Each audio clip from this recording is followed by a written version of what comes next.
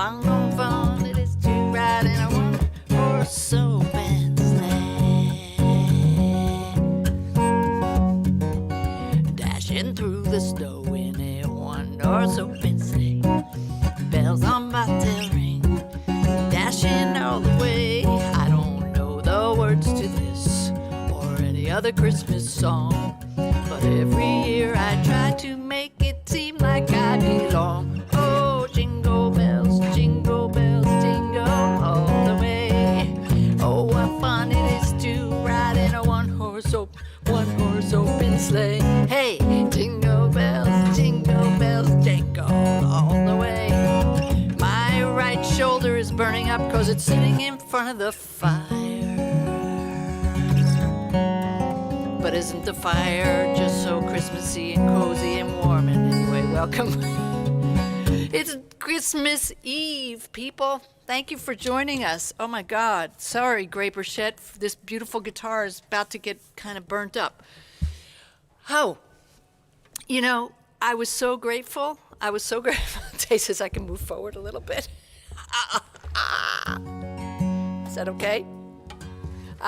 I was so grateful that y'all joined us on Thanksgiving, and this year things are so wackadelic with COVID and pandemic and hard times and craziness. I don't know where you are, and hopefully, I see some hair.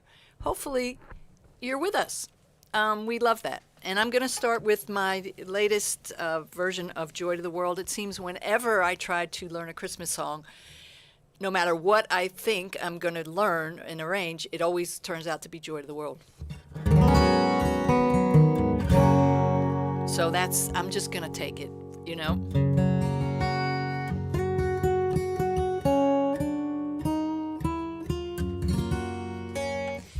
Okay, here we go. Let me see if I get this right. 2, 3, 4.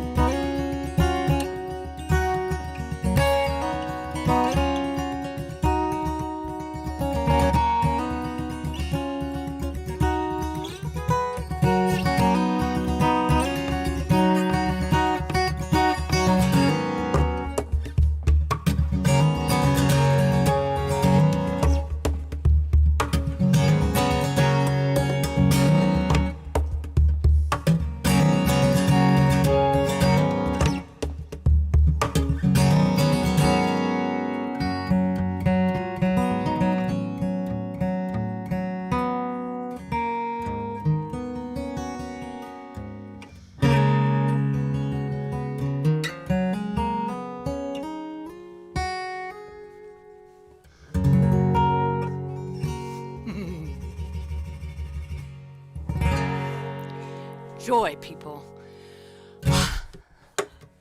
Okay. Got a few stories for you. We're going to have some weather from Kelly, and we are going to have Sean McGowan blow your little minds. He's going to blow your mind, and you're going to love him. And he's such an amazing human and player. So I'm so excited to have him here in a little while. First, a couple stories.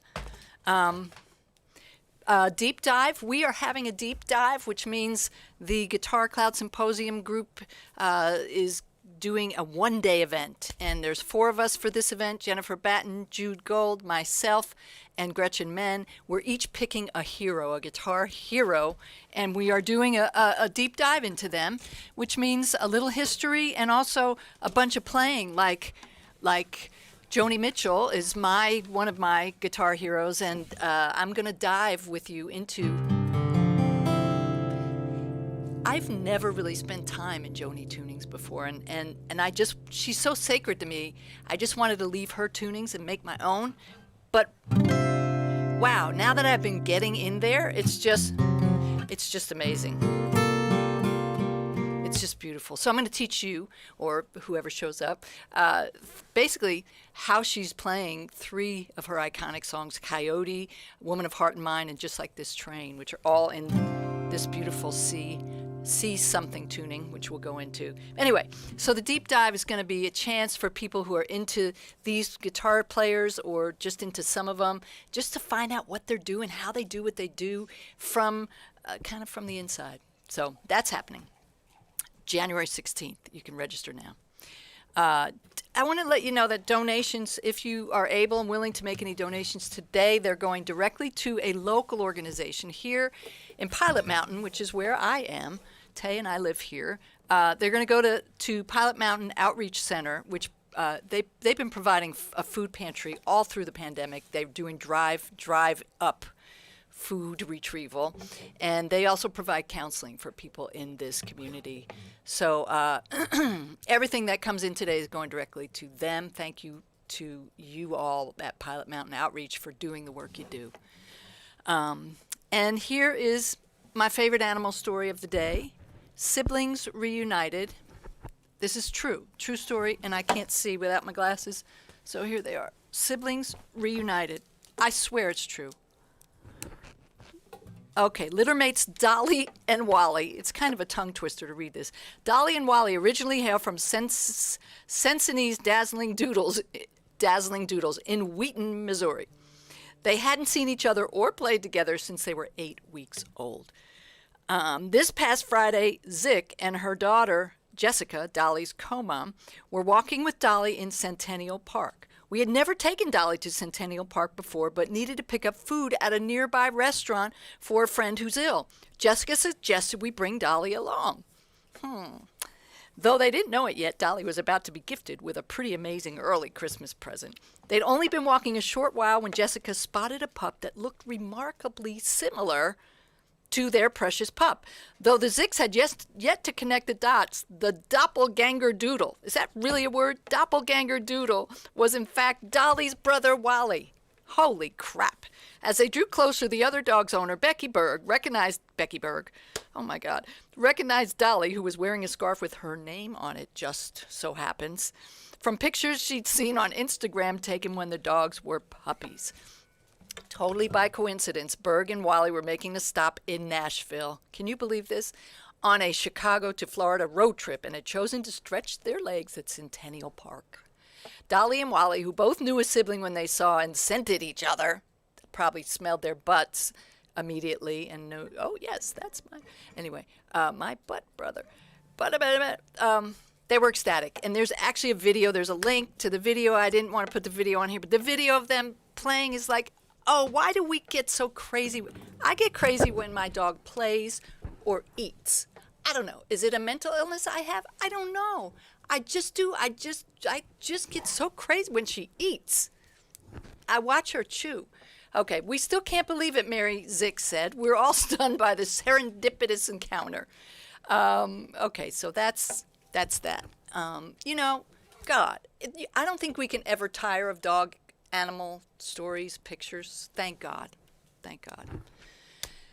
Okay, the Great Conjunction. How many of you actually saw Jupiter and Saturn and saw rings and moons and things like that? Let us know if you did, because we tried. We did, like, I think one night we saw what seemed to be them, but they were so super close it looked like they were pretty much one thing.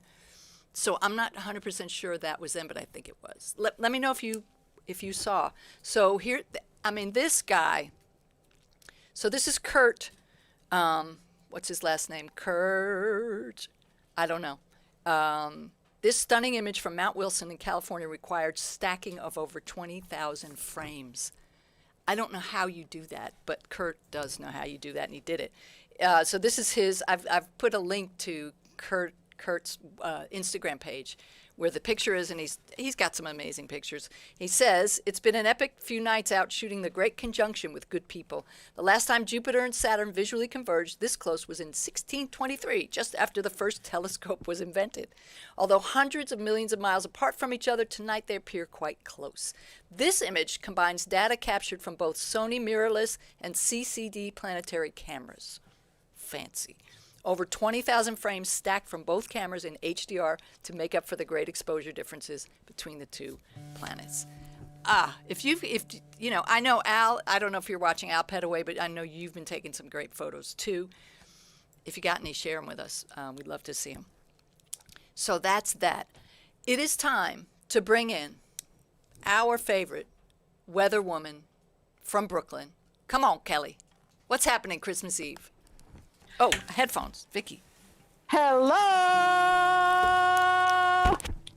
Hey, Kel. Can you hear me? Can you hear me? This is Kelly Bedwell reporting to you from WKFU, your Brooklyn weather station. Hey. Do you like my balls? Love your balls, baby. Someone is being naughty. Anyway, so here I am in my Brooklyn backyard. That's what's left of the snow from last week. Now, we are expecting a huge storm. Not a nice, wintry, Christmassy blizzard type thing. No, a horrible rainstorm with really high winds, like up into the 60s, 60 miles per hour type thing. What was that? I burped, sorry. Totally didn't mean to do that. I love that kind of thing on the show. It was not a fart. It was just a burp, though. Sorry, Kel. I'll take care of the farting. All right. Okay. So let's stop right there. Okay. Oh, God. What was I saying? Oh, yeah. I heard or read that, in the Carolinas, which is where you live, there's supposed to be tornado warnings or something. It's going to be cold in Florida. People might lose electricity. So really like a fun time for Christmas Eve and Christmas Day over here on the East Coast. I know that the Midwest had some serious blizzards, and hope everyone's okay. Now, this is not a normal Christmas. A lot of us are not together with our loved ones, our families, including us. So just make a lot of phone calls today and tomorrow. Call the people that you love and that you haven't been in touch with, and just make sure everyone's okay. Yes, ma'am. Good advice. To answer your question from before about your dog feeding issue, yes, it is a mental illness. I think a lot of us have it, though. I didn't mean to make light of mental illness. I really didn't. That was really not sensitive of me.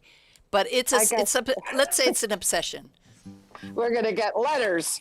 Yeah, I apologize. We're going to look, I make light of it, and I have one. Anyway, it doesn't make it okay. But anyway, boy, we're covering a lot of area today. From burping to mental illness and everything in between. Oh. Anyway. Well, I wish we were there together with you in Brooklyn celebrating this year. Or I was there, one of the two. Yeah, I'd rather wish you were here. Well, I got to say we were there. I don't want to get in trouble. Yes. We were there. Anyway, I was just about to say something. Getting old, so that short-term memory thing. Anyway, I might as well just say this. Merry Christmas. Happy New Year. Although I'll see you next week before the New Year. But this is Kelly Bedwell reporting to you from Ho, Ho, Ho. Oh, I loved your version of Joy to the World. Thank you. Merry Christmas. Bye, Cal. Thank you. Bye. Nice. I don't know why she's not wearing any jacket. I guess it's warm, huh? Guess it's warm. All right, I have one public service announcement to make on the behalf of Zoom before our musical guest graces us. And that is this. So, as they should, Zoom is lifting the 40-minute time limit for holiday celebrations. So here are the dates, in case you didn't know this and you have a free account. If you pay for it, you already are lifted from the 40-minute time limit. But if you have a free account, they've already lifted it from December 17th through the 19th. They're now lifting it from the 23rd at 10 a.m. That was yesterday, I believe, to 6 a.m. This is Eastern time, Saturday, December 26th. So as of December 26th, you will now have only 40 minutes on Zoom. And then 10 a.m. Eastern on Wednesday, December 30th through 6 a.m. Saturday, January 2nd. So you'll have time to do Christmas. You'll have an ability to do very long Zooms on New Year's Eve and New Year's Day. So thank you to Zoom. We appreciate that. We do. We appreciate it. I'm going to talk. Okay, so cool. I'm going to talk a little bit about Sean. I met Sean McGowan at Swananoa Gathering, I believe. And he played way too fast for me to want to be his friend. But eventually I realized that he was an amazing guy and that he also played slowly. So then it was okay. He's just a freaking genius. He's really special because he does finger-style jazz as a solo artist, which is, I think that's a rare thing. So he's combining all kinds of cool finger-style techniques and things that I know and relate to with an amazing harmonic, let's say, I can't think of the word, harmonic vocabulary. That's a good word. I'm just going to read a couple things some people have said about Sean, because you know how I feel about him. I love this. Tuck Andrus from Tuck and Patty. Some of you know Tuck and Patty. Sean McGowan is the most promising young solo guitarist I have ever heard. His first CD, River Coffee, paints a broad, beautiful picture of his enormous virtuosity, unrelenting musicality, playful sense of humor, and remarkable knowledge of musical history. Guitarists will weep yet laugh with delight as they try to figure out what he is doing, and history will remember Sean as one of the most important guitarists of his generation. I don't need to read anything other than that. That's plenty. So please welcome Sean. He's going to start with a song for you. Come on, Sean. Hey, everybody. Hi, Vicki. Good morning. Good morning, Tay. Good morning. So nice to see you. Thanks for that nice introduction. I was just thinking about back when we first met at Swananoa, and just to set the stage for people who are tuning into your show, just imagine this like amazing guitar festival where all these incredible guitar players from all different genres are performing on the same stage. And one performer is typically playing solo while the rest of us are backstage. And it was one of the first years we were together at Swananoa. This was back in either 2011 or 2012. But Vicki, you went out and played this piece that literally had all of us backstage, like our jaws were on the floor, and you just like tore it up, and you came backstage and we were just all like, well done. But we were just like, dang, that was amazing. That was so much fun. I just love that. And you sounded great today. You always sound beautiful. And I loved your work with the Symposium that you're doing now. And, it's so cool that you're doing that deep dive with Joni Mitchell. Something you probably know this, but I didn't know this until very recently. She had polio as a child. When she was 9, she had polio. And one of the reasons, I think the main reason why she became so proficient in all of those cool tunings is because polio left her left hand weak, and she couldn't play bar chords and a lot of the typical chords that we play. So she just started inventing her own tunings. Do you know what? I have to say something, Sean, because I've been doing a lot of research on this. And that was a story I knew as well. And I recently read something that Joni herself wrote, and she doesn't mention anything about polio, but she talks about one of her buddies, and it was Eric somebody, and I can't remember Eric who, probably a really famous Eric, but it was one of her buddies that actually showed her open tunings. And when she first heard open tunings, she realized that that was the way she was going to be able to do harmonically what she had been hearing in her head. So I don't know if there's some truth to the polio story, but I had always heard that as well. And I just recently read this, and I was like, aha, in Joni's words. So, there's so many things that lead to. Of course. And I'm sure it's a combination of things. I would absolutely put stock into the fact that her creative vision and her artistic, muse informed her decisions to do these. And, even if she had a fully functional, left hand, she probably would have been exploring a lot of different palettes anyway, just because she's such an amazing musician and creative genius. Yeah. So that's all I'm going to leave you now. Thank you. All right, I'm stoked. So I thought I would play out Happy Christmas Eve, everyone. I'm going to play a song that I've loved since the first time I heard it as a child, and we all grew up singing this song, and it's a beautiful song about Christmas that has a really cool storied history. And one of the interesting things, this is another one of those stories that some people dispute and some people believe it's actually true, but modern-day radio pioneer Fessenden, supposedly, he claimed anyway, that he made the first ever musical broadcast on AM radio in 1906 on Christmas Eve. And supposedly he played a version of this song on his violin and then did a reading from the Gospel of Luke and then finished off with playing a phonograph record of Handel. And so whether or not that's true, it makes a great story. And I thought, well, we're working with today's, technological genius, Tay. So I thought it would be kind of a fitting song to do. So anyway, this is my arrangement of Oh Holy Night. I hope you enjoy it.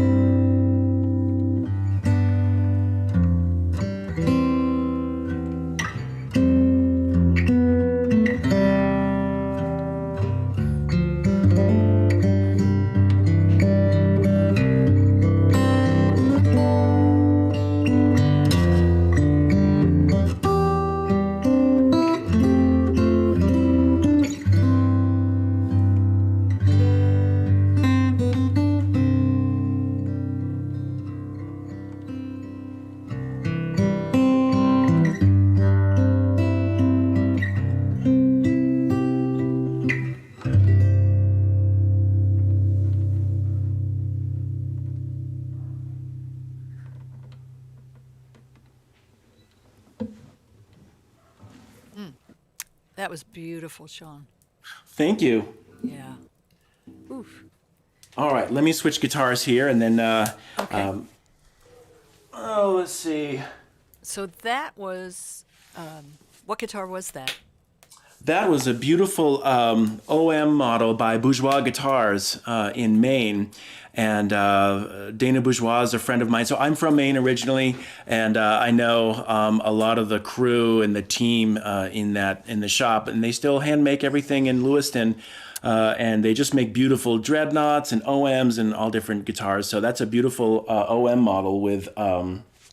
just have to show you this as long as we can nerd out about this. Sure. It has a really cool white spruce top and this beautiful Tasmanian blackwood back. Isn't that just gorgeous? Yeah. Yeah, it's very similar to Koa. I think it's in the same species, but I think to both of us, guitars are like living things. They're living organisms, and I just love how trees and all of these different elements turn into musical instruments. It's really cool. Yeah. And what about this one? So this one is a beautiful archtop guitar made by a friend of mine in California named Tad Brown. And this is his True Blue model. And, like most archtops, this has a spruce top and red maple back and sides. But what's really beautiful, when you first see this guitar is the finish. And this is actually, he made this with a lapis lazuli finish. And it's actually like a lapis lazuli fine powder that's actually real ground lapis lazuli. And he makes a finish. He makes a lacquer out of this ground powder. So it's quite beautiful to look at. And, in the ancient world, lapis lazuli was very prized throughout, it was mined in Afghanistan and throughout Italy and the Middle East. A lot of mosques and very old churches are adorned with lapis lazuli. But I love the color of it. It's really stunning, actually. Yeah, it's a great guitar, and boy, we are so lucky. We are living in the golden age of guitars, aren't we? Yeah. There's so much available out there. It's really exciting. Yeah. Before we hear that one and your next song, I'm just thinking like pandemic world. You're one of millions of musicians who's had to have a lot of things stop and change this year. Yeah. Is there I was thinking on two levels. Has there been a musical silver lining for you, and then just like a personal silver lining in this year? Yeah, I think it's really important to look for those silver linings. And, thinking deeply about it over the past year, there are actually quite a few that I feel very fortunate. Of course, it was so, devastating for us to realize that last spring and then last summer and then even into this fall and for who knows how much longer, that we couldn't travel and be together and gather and do concerts and participate in things like Swananoa. But despite that, looking back, I think that musicians and creative artists were among the first to really kind of, jump to the virtual platform. It happened within weeks of this pandemic and the global shutdown. And so there have been lots of silver linings. And one of the first experiences for me was doing a concert for our mutual friend, Sally Sparks, in North Carolina. And I was planning on coming to North Carolina. And when I realized that we couldn't, Sally decided to go ahead and do this virtual series of concerts anyway. And as a result, I had, many more people tune in for that one concert than I probably would have if I had gone to these concerts that I had scheduled in Charlotte and in Nashville. And so that was a first kind of surface level surprise of like, wow, that's really cool. We can actually, reach more people virtually. Yeah. And since then, I've been doing a weekly show, as you have, on Facebook called Guitars and Coffee with Sean McGowan. And aside from the pragmatic advantage of like never having to leave your house, I don't know if I ever want to leave my house for a gig again. I know. It's like, what? I gotta leave? I know. But, thank goodness for technology that we can still, whether it's just a Zoom chat with friends or a way to connect musically. And since since that first concert that I did with Sally, I've done a number of them: Tosco Music Party, virtual streams, fundraisers, local things. I did some political fundraisers this past fall. So that's been huge, that we have the ability to connect virtually. And like you say, we're reaching people that we wouldn't have reached. You know, it doesn't mean that live isn't amazing and important and primary and we need it, but it does open doors for such a broad reach to people who normally wouldn't have access to us. So I'm with you on that. Absolutely. And access is a great word because, I mean, think about it. Think about when we were growing up. If we had had the access that people do now to musicians through social media and through special concerts and master classes, I mean, these days you can take lessons with anybody you want, through platforms like TrueFire, which we're both a part of. And I mean, it's amazing all of the opportunities that there are. So I think going forward in the future, people are going to be jubilant to get back and experience live music together. But I don't think the virtual platform is going to go away. I think it's going to be a new hybrid model that will just take the best of all worlds. I agree. Yeah. I agree. Hey, what's your next tune? I am going to improvise something. I was thinking about playing a song that, kind of like Joni's song, River, is not really a Christmas song, but it is evocative of the Christmas spirit. And yes. For me, for a jazz standard, one of those songs has always been a standard called Moonlight in Vermont. I love that song, and I realized along the way there, one of the things I've been doing during the pandemic is just been reading a lot, and I found this beautiful book on haiku poetry and reading a lot about that, and that was kind of around the same time that I realized that this song, Moonlight in Vermont, is actually a haiku. And wow. The words to the song, it's the only jazz standard that I know of that's written as a haiku, but it's a beautiful ballad. For me, the definitive version is by Louis Armstrong and Ella Fitzgerald. But Johnny Smith, one of my guitar heroes, did a famous version of this song with Stan Getz. Beautiful.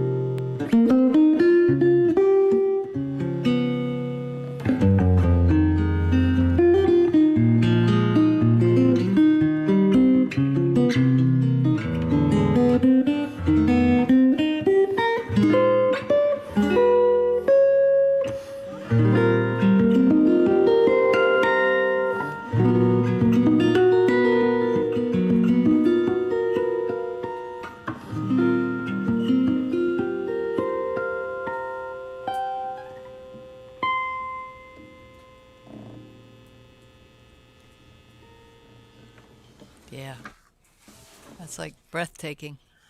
Thank you. I love that song. I hope you enjoyed it. Wow. Yeah, I think everyone listening has enjoyed it too immensely. Wow. I don't even want to talk after that. But I should say some things. So, okay, I'm gonna talk. You know, oh God, I have a student. I mean, I don't want to go long on this tangent because I feel like you and I, as educators, could go like on a long tangent, and we may lose some of our audience members. But like, if there's a way to answer this quickly, and if not, we'll talk later. I have a student that wanted to understand, like, is there such a thing as a modern jazz sound? Oh, definitely. Yeah. Like what, but of course, and doesn't that change as the years change and times change and eras change? yeah, we could definitely digress for a few days on this one. Like he tells me he's writing music that he feels is like, you know, from the 20s or 30s. He's like, and he wants it to sound more contemporary. Yeah. You know, I think modern is a subjective term, and jazz is a subjective term. I don't like to get locked down too much by a lot of these titles and barriers, but I think, you know, for me, my perspective now, it's like, it's all good, whatever you want to call it, whatever direction you're going in. And, you know, my son, Eamon, who you know, he's going to be 12 pretty soon. He played this video game starting last year called Cuphead. For any of you gamers out there, Cuphead. And it's the game Cuphead is all about 30s animation. It looks like this real early Disney animation, and the soundtrack to it is fantastic. It's a big band. It's a real big band that recorded in L.A.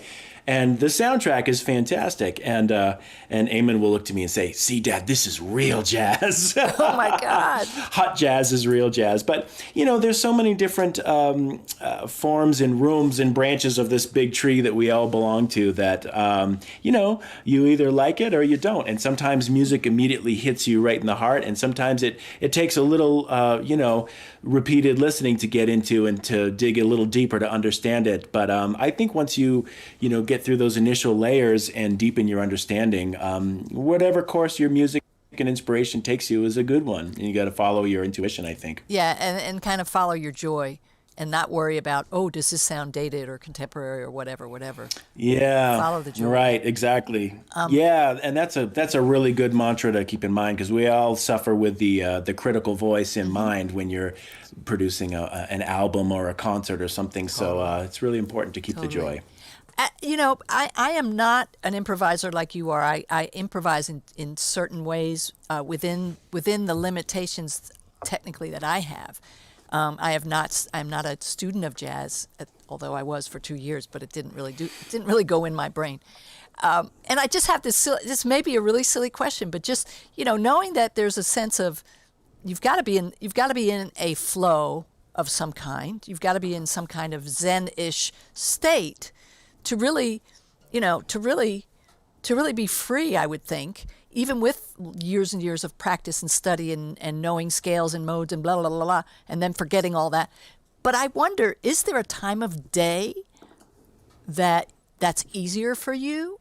Like, or is there something that you know, if you eat a certain thing, like, is there something, you know, that makes that as good as it could be, or is that even a meaningless question?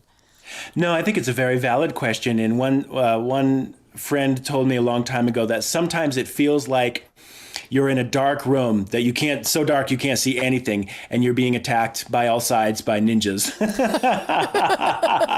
That's not really finding the joy in the music, but that's what improvising feels like. Is that what? Sometimes it feels like that, yeah.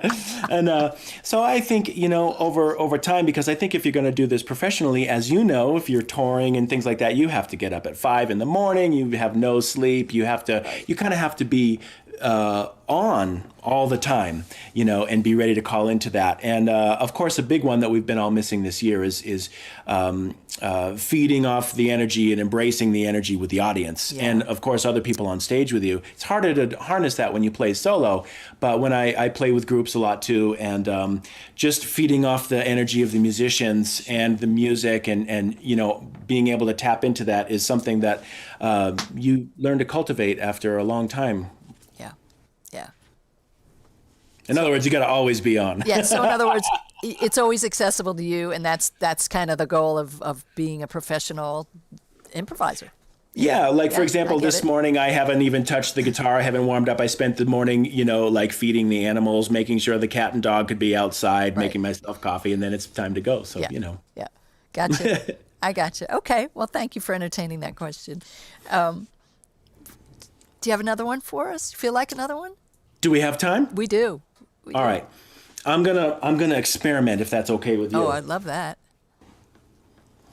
This will be a good test for me to try to be in the flow and do something that I don't usually do. Awesome. But that's what it's all about. So It is, isn't it? I am going to play a Christmas song that I just started practicing, but I thought it would be fun to do on your show for Christmas Eve. And all right, sorry, last minute guitar change, but I think it's okay. Cool. Is that okay? Yeah. So another arch top, yeah? Another archtop. I love archtop guitars. This is actually built by an incredible luthier in Asheville, North Carolina, not far from where you are, named Brad Nickerson. And this is his virtuoso model that I love. And Christmas time, I don't know when you started playing guitar, Vicki, but for me it was a Christmas present, so I always get very nostalgic. It's like a musical anniversary around Christmas time. That's with sweet. guitars. I love that. Nice. Yeah. So we'll see how it goes, but I thought it would be kind of fun to do an arrangement of another one of my favorite songs of the season from Tchaikovsky's Nutcracker, of course. Oh, love that. This is Dance. This is Dance of the Sugar Plum Fairy. Woo! Can't wait.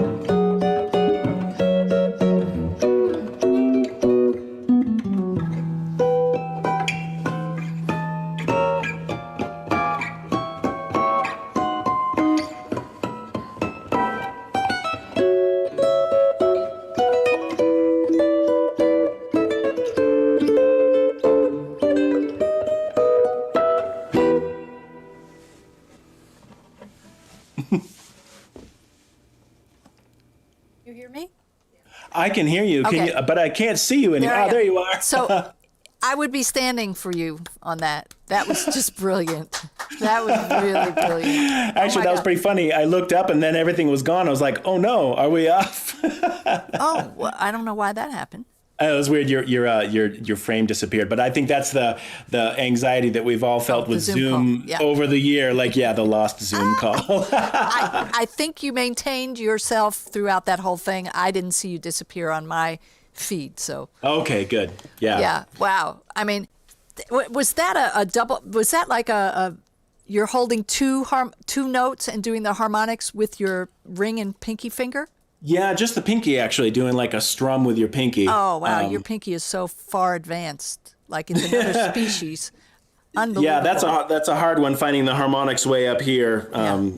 But yeah, I love that song, so I thought it would be fun to try to arrange that for solo guitar. That is fabulous. That is really, really fantastic. You do have some books that you've written, guitar books, right? I do, yeah. So if anybody wants to visit my website, which is SeanMcGowanGuitar.com, there is a store section, and I have 4 books that are available, method books, song books, transcriptions, and also there's a link there to my CDs and also to my TrueFire page, truefire.com. And then also a new link on that store is my wife, Andrea, who's a beautiful artist. We now have a little gallery of her prints and paintings on there too. So you can visit that, and all of those are instant downloads. Excellent, excellent. And I don't know if some of our students from the Guitar Cloud Symposium might be watching, and those students have been given a 3-month all-access pass by TrueFire. Oh, so, awesome. Check out Sean's courses there. I'm going to. Okay, so... It's such an amazing resource. It's one of those things where I'm like, gosh, just imagine if this was around when we were kids. I know. Just unbelievable. But yeah, TrueFire is incredible. Yeah, so and people can watch you later today, can't they, on your own show? Yeah, so you can look me up. The actual Facebook address is facebook.com/sean.mcgowan.355. And but you can look me up on Facebook and you'll see a link. But we will be on at 6 p.m. Eastern Time, 4 p.m. Mountain Time where I live. Okay. Yeah, I mean, because they're just getting a tease right now.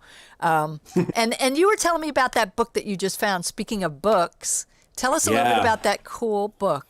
So I think that, of course, we could all stand a little good news these days, although there is a lot of good news happening if you know where to look for it. It's just not in the mainstream media, as we all know. So I happened upon this book. It just came out, and I would love to share this with your readers. It's called The Reindeer Chronicles, if you can see that, by Judith Schwartz. And this just came out.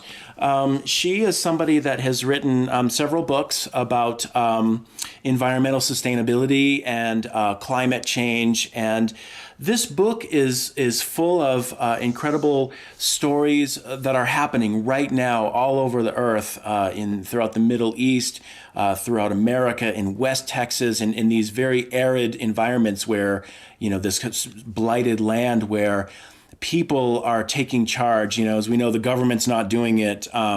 Big business isn't doing it yet. I'm sure they will. But using modalities such as permaculture is a big one.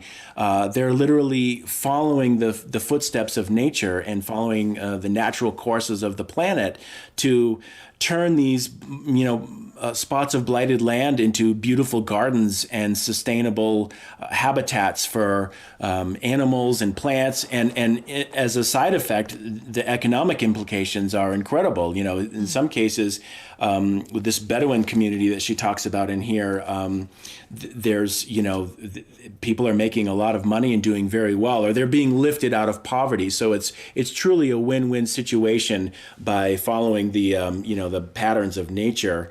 So this is just full of stuff stories that are happening right now that you never will read about on the news. That's all doom and gloom with climate change. And the good news is that we actually can change it and reverse it. It's just up to us. Wow. Oh, that's so fantastic. I want like 10 copies of that to give to everyone I know.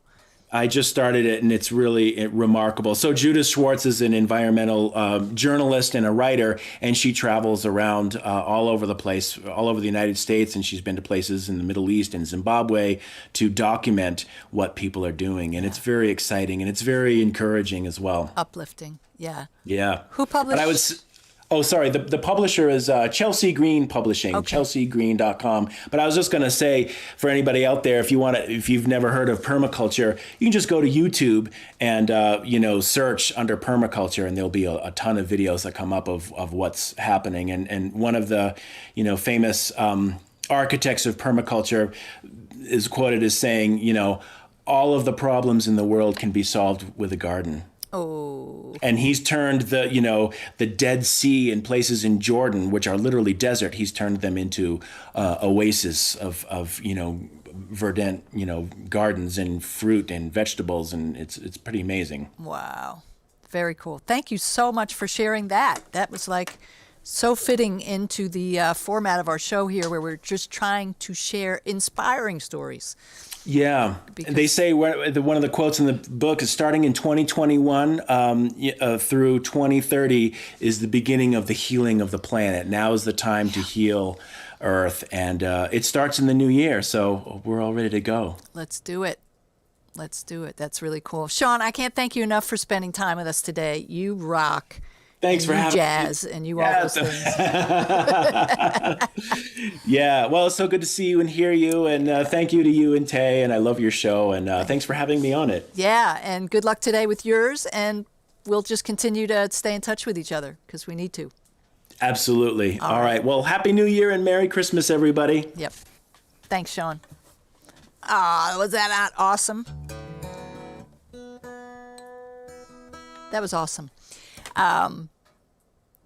I got to tell you a little story. I'm going to tell you one little story before we head out. Do we have time for that, Tay? Yeah. Okay.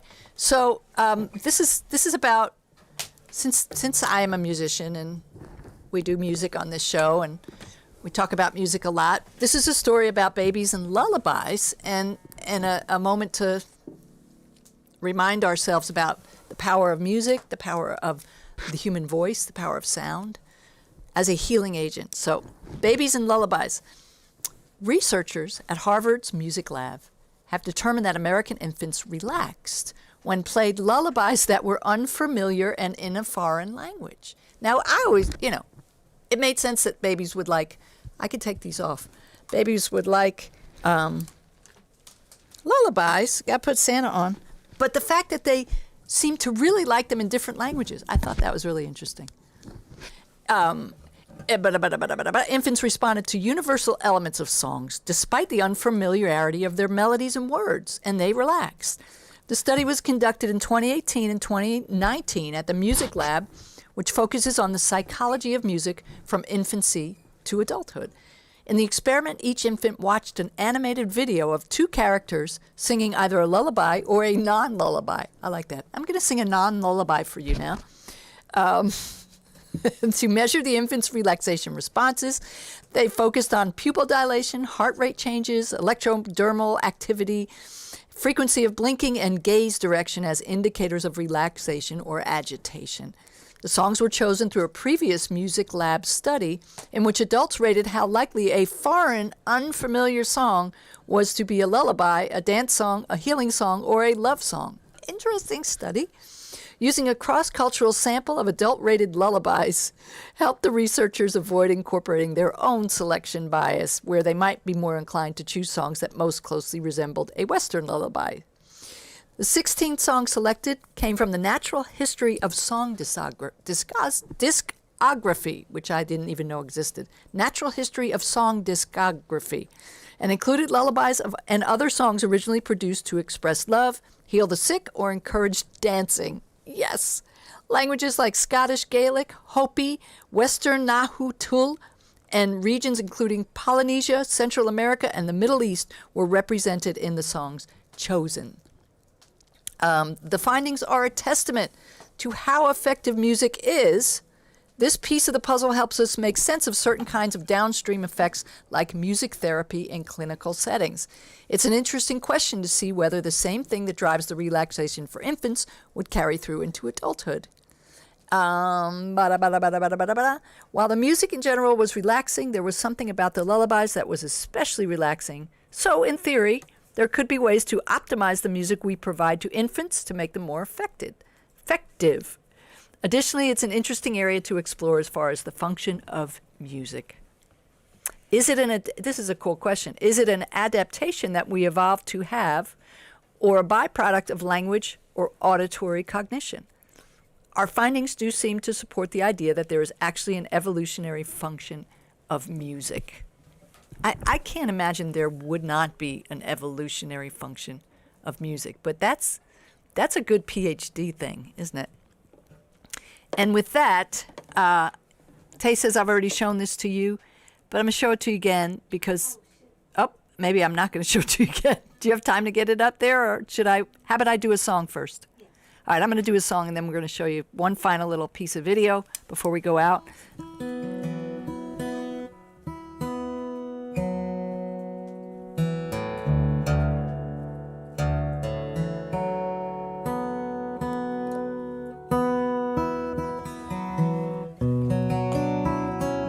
And yes, you've heard this a million times from me.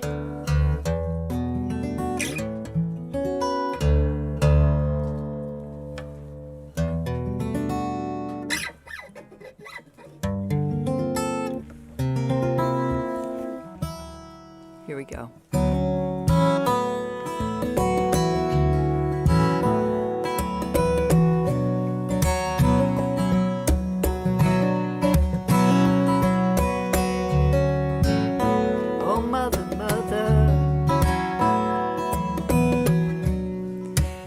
Too many of you cry.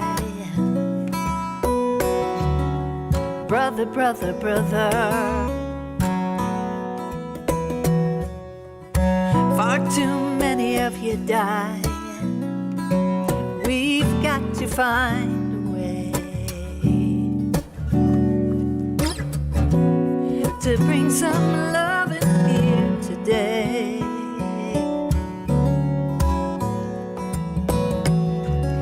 Father, Father, we don't need to escalate.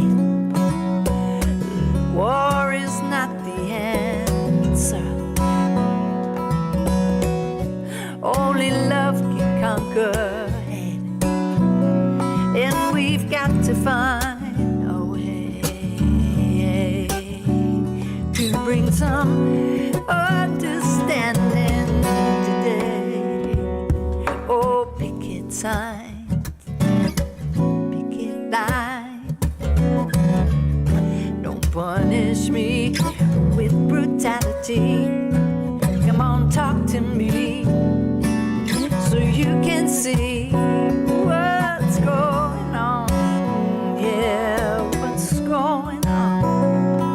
What's going on? What's going on? Sean played this with me one time at Swananoa Gathering at our faculty concert, and I'm so missing him right now to play over this part. I'm playing the whole damn song. It was beautiful.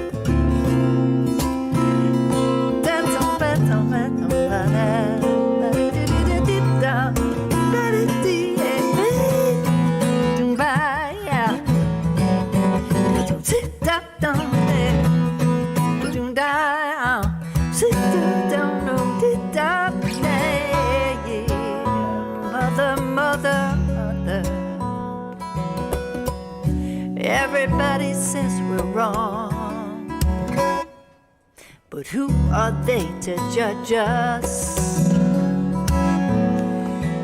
Just because our hair may be too long, you know we've got to find a way to bring some love and understanding today. Yeah, yeah, yeah. Picket sign, picket line. Come on, brother. Come on, sister. Brother and sister. Yeah, what's going on? What's going on? Oh, what's going on? Oh, what's going on?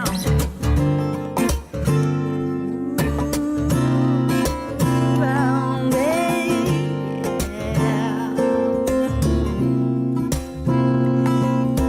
Tell me what, tell me what, tell me what, tell me what, tell me what's going on. Oh, tell me what's going on. Bye, yeah. Bye,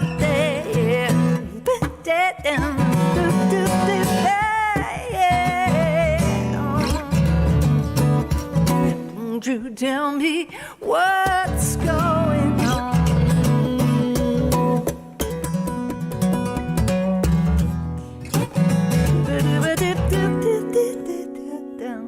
What's going on? Well, yeah.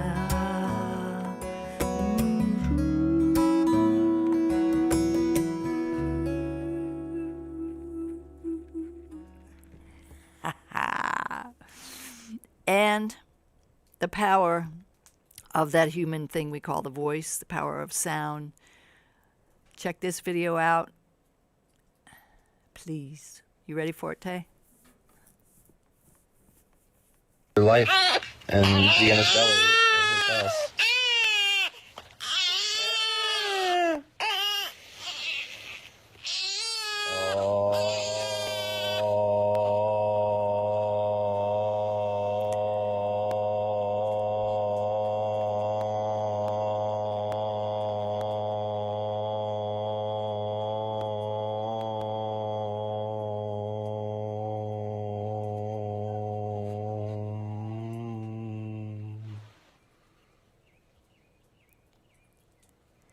There you have it.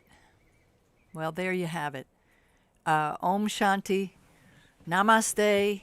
May the God in me recognize the God in you, the light in me recognize the light in you. Merry, happy, peace, joy.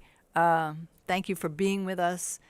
To remember, today's donations, if you're able or willing, will go directly to the Pilot Mountain Outreach Center here in our little local town, providing food and counseling for residents of our county. So we thank you. We love that you've been with us, and those of you that just tuning in today. I know Alaska was in the house. Anne Marie, unbelievable, so great. Here's a quote for the day. We make a living by what we get. We make a life by what we give. Giving love. See you next week.